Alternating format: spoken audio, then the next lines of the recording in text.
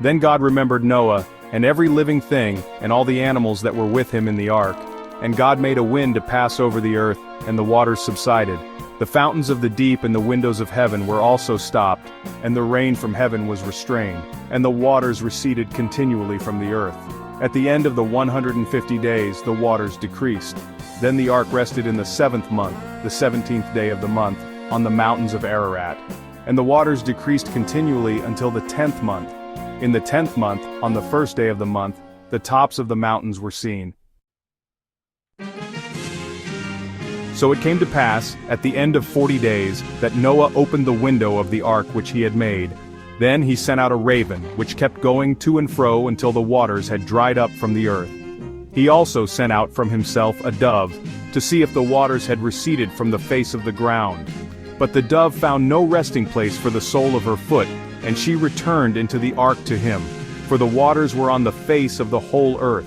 So he put out his hand and took her and drew her into the ark to himself. And he waited yet another 7 days, and again he sent the dove out from the ark. Then the dove came to him in the evening, and behold, a freshly plucked olive leaf was in her mouth.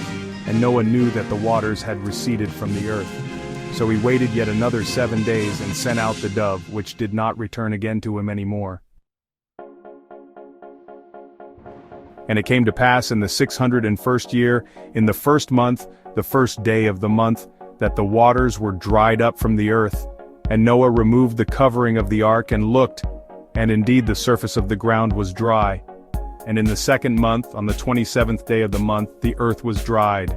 Then God spoke to Noah, saying, Go out of the ark, you and your wife and your sons' wives with you.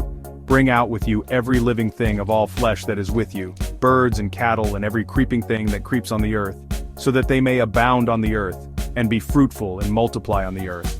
So Noah went out, and his sons and his wife and his sons' wives with him, every animal, every creeping thing, every bird and whatever creeps on the earth, according to their families, went out of the ark.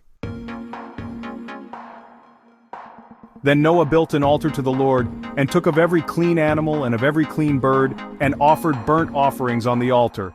And the Lord smelled a soothing aroma. Then the Lord said in his heart, I will never again curse the ground for man's sake, although the imagination of man's heart is evil from his youth, nor will I again destroy every living thing as I have done. While the earth remains, seed time and harvest, cold and heat, winter and summer, and day and night shall not cease.